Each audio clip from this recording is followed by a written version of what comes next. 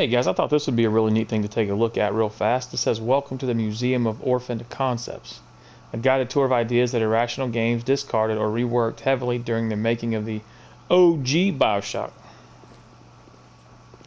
So let's take a look. I'm kind of glad they did away with that. Is that like a... Yeah. Yeah, cannonball. Big Daddy with a cannonball. That's no good. Double battering rams. Probably wouldn't have been too bad. Don't even know what that is. Exhibit forest concept art.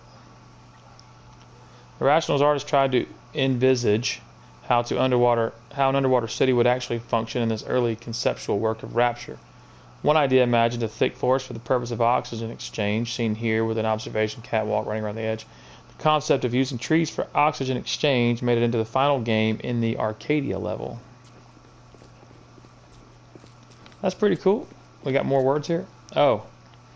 The original model for the bouncer type of Big Daddy featured a flat-headed drill at the end of each arm. The Big Daddies were envisioned as the builders of Rapture, with weapons modified from tools they would have used in its construction. When the Gatherers were reimagined as little sisters, one of the bouncer's drills was changed to a gloved hand so the two characters could interact with each other. It's pretty neat. Irrational's internal name for this prototype Big Daddy variant, who mauled players with an enormous hook and fired iron bearings from a barrel, stood for slow projectile, effed up melee, slow profum. He survived long enough to become a fully functional AI, but the team eventually cut him to focus on polishing the other Big Daddy types. This model later appeared in BioShock 2 as the Rumbler, throwing miniature turrets instead of cannonballs. So I know what I have to look forward to when I go to BioShock 2. We're not going to read all of these, only the ones that I think would be interesting. Like this guy.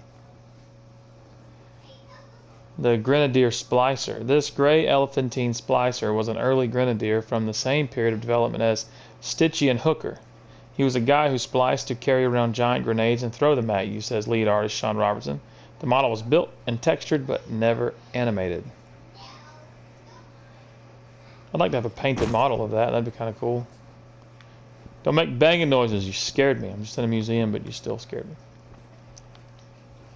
Yeah. Environments. Daddy, can I put on the phone? This looks like Zaz from Batman. Yes, son.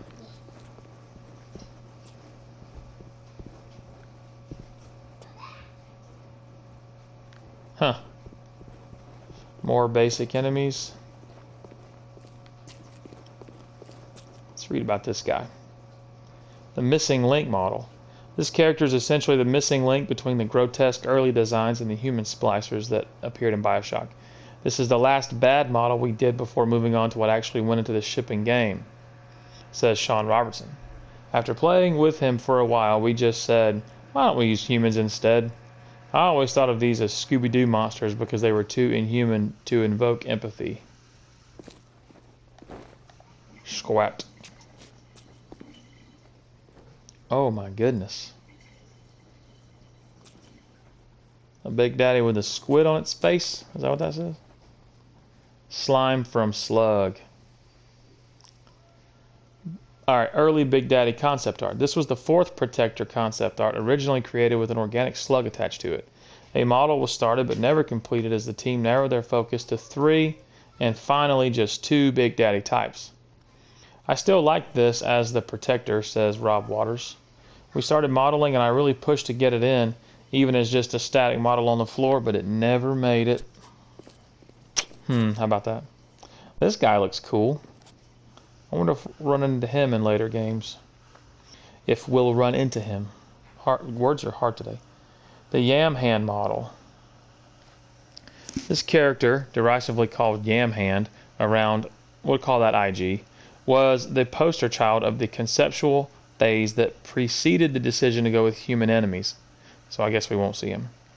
I'd point out the drawings behind the model, says lead artist Sean Robertson. You can see the top one got built, but the other two informed the design as well. As we trended more toward humanoids, the Scooby monsters got goofier and less scary.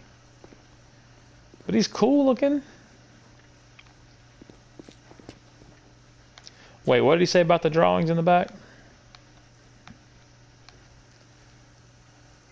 You can see the top one got built. Okay, well, I don't know that yet, so... Spoilers, I guess.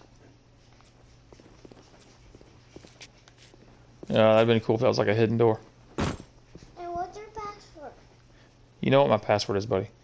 It's not 5555. Yes, it is. Boom, boom, boom, boom. There you go. How did you do that? Pre-Yam hand. Before solidifying the fiction around Adam, IG experimented with the idea of it being an external, injected substance. Here you can see us playing around with Adam being mechanically injected. So this splicer's got vials of it on his belt. This model was created but never made it into the game in any form. It's pretty cool looking though. Shows the creativity of these guys, man. You know that all of this crap in here is the discarded stuff. Like, I would have done really well to come up with any of the discarded things. To have this much stuff they didn't put in the game, and then all of the stuff that they did put in, I don't know how they do it. Not as much as a cut concept as an Easter egg for observant museum visitors. These sea creatures can be seen swimming past the player's view during the bathysphere's ride down to Rapture in BioShock's opening sequence. An Easter egg to observant museum visitors. I don't recall seeing any of that stuff. Maybe I'm more observant in the museum. This guy looks like something out of The Last of Us. It's cool you got a shotgun, buddy, but how are you going to rack it? You're missing something. I guess you can put it between your legs and rack it. Read. Dad, your phone is so loud. Stitchy. The first splicer that IG created for BioShock. Stitchy was used in many early concept demos and was fully functional in-game with kinematics, hit reactions, and voiceover. It took us that long to realize he wasn't a good model, says Sean Robertson. This is probably the worst abortion that IG has ever made. Why is it the worst? I guess because it made it all the way into like voiceover and all that before they realized it was terrible. Cut it. Let's see what this is. I am curious. I didn't know I could read The Gatherer. Oh, then these were subbed out for the little sisters, right? It may be hard to imagine that this creature, whose job it was to reclaim Adam from corpses around Rapture, was the earliest iteration of the idea behind the little sister. Since The Gatherer generated absolutely no sympathy from players, the team experimented with concepts for featuring a number of animals, including the infamous dog in a wheelchair, and later a grotesque miniature humanoid. Finally, a concept sketch of a deformed child inspired the eureka moment responsible for the little sisters. I can tell you that sympathy is the reason why I decided to rescue the first one and not harvest it. I mean, it was making it a little girl. I have two little girls of my own. Making a little girl definitely hits home. But well, anyways, guys, thanks for coming along this visit with me to the BioShock Museum of Orphaned Concepts, and I'll see you guys around. Bye.